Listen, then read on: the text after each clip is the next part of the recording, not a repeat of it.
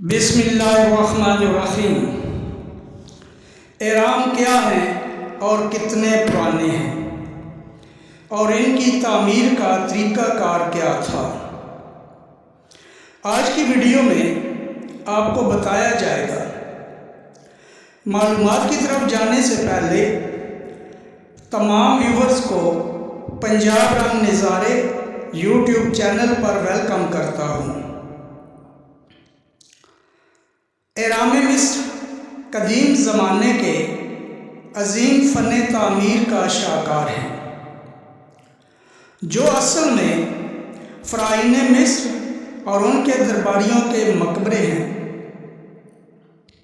ان میں سب سے مشہور گیزا یا جیزا کے اہرام ہیں، جن میں خوفو کا عظیم حرم بھی شامل ہے۔ یہ اہرام مصر کے شہر قاہرہ میں موجود ہیں۔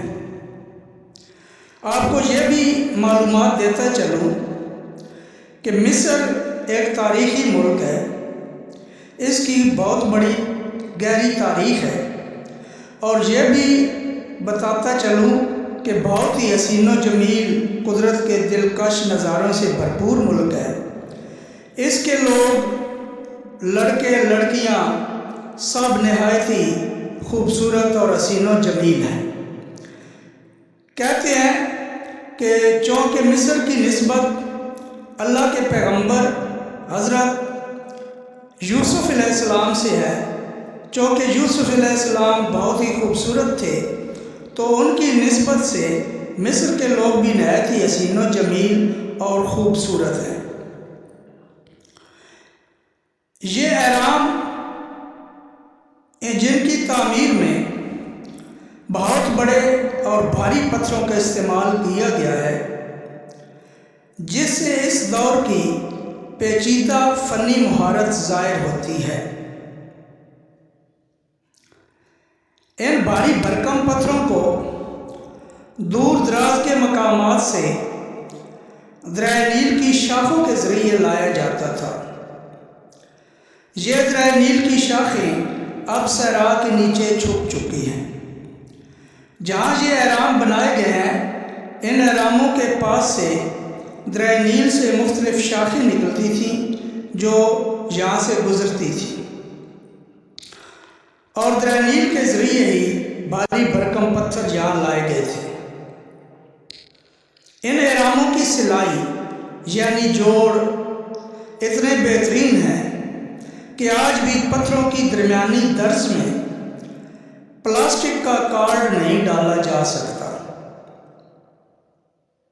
ہر اہرام ایک تعمیراتی معجزہ ہے،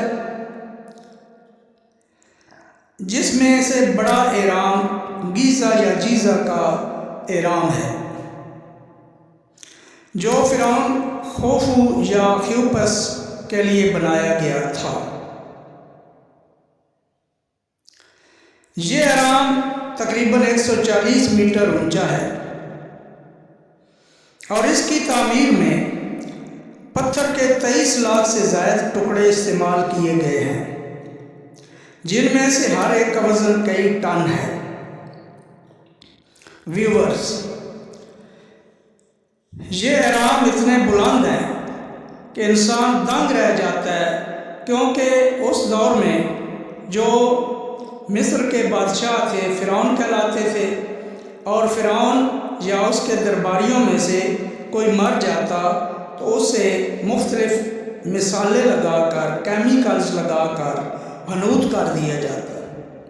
پھر حنوط کرنے کے بعد جو اس کے متعلق اہرام ہوتا تھا، اس میں اس کے بالکل آخر پہ اوپر جا کر جو منزل ہوتی تھی رکھا جاتا تھا، اور ان اہراموں کے اندر سے سیڑھیاں ہوتی تھیں، جہاں سیڑھیوں کے ذریعے لوگ اوپر جاتے تھے، اور عقل دنگ رہ جاتی ہے کہ اس دور میں انہوں نے ایسے اہرام تعمیر کیے، جو مشکل ترین کام تھا۔ آپ کو یہ بھی بتاتا چلوں کہ ان اہراموں میں جو پتھر استعمال ہوئے ہیں، ان میں سے ہر ایک ٹکڑے کا وزن وزن کئی ٹنوں سے زیادہ ہے۔ پھر یہ یقین کرنا آسان نہیں کہ اس وقت تکنیکی آلات کے بغیر لوگ ایسی پائیدار عمارتیں بنا سکتے تھے۔ یہ اہرام جو اب صحرا میں ریت کے ٹیلوں میں واقع ہیں، لیکن جب یہ بنائے گئے تھے اس وقت دریائے نیل کی شاخیں ان اہراموں کے پاس سے گزر رہی تھیں جو اب صحرا کے نیچے چھپ چکی ہیں۔ یہ شاخیں اہرام بنانے میں بہت مددگار ثابت ہوئی تھیں۔ ویورز، چونکہ ہم نے مصر کی تاریخ پکڑی ہے تو مصر کے مختلف تاریخی اسلامی مقامات کے متعلق آپ کو آئندہ ویڈیوز کے ذریعے معلومات فراہم کروں گا، اور امید کرتا ہوں کہ آپ پسند بھی فرمائیں گے۔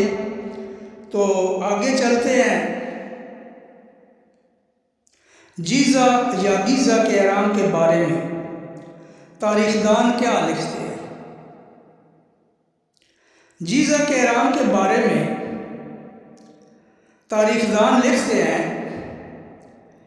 کہ یہ اہرام اس دور میں اس طرح بنائے گئے تھے کہ ان اہراموں کی تصویر کا عکس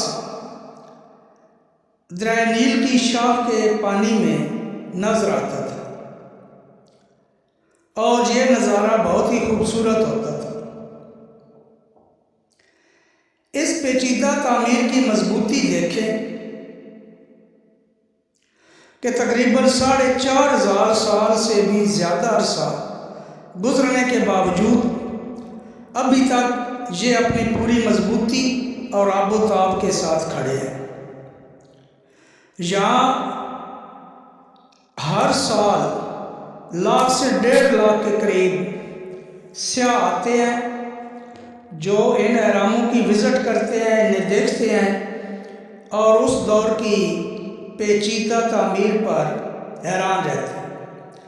کچھ سیاح ایسے بھی ہیں کہ جو ان اہراموں میں داخل ہو جاتے ہیں اور داخل ہو کر سیڑھیوں کے ذریعے آخر تک جا کر دیکھتے ہیں اور حیرت زدہ رہتے ہیں۔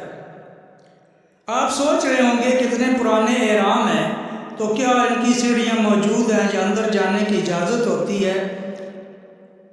جی ہاں، یہ اہرام تو بہت پرانے ہیں، تقریباً 4,500 سال سے زیادہ عرصہ سے موجود ہے۔ ان کی تعمیر اتنی مضبوط ہے کہ ان کے اندر جو سیڑھیاں ہیں وہ بھی صحیح اور سلامت ہیں۔ پھر گورنمنٹ آف مصر نے وہاں پہ باقاعدہ محکمہ سیاحت کو جو ہے یہ اہرام دیے ہوئے ہیں، اور وہاں پہ باقاعدہ ٹکٹ لگائی گئی ہے۔ آپ ٹکٹ لے کر ان اہراموں کے اندر نہ صرف داخل ہو سکتے ہیں بلکہ سیڑھیوں کے ذریعے اوپر بھی جا سکتے ہیں۔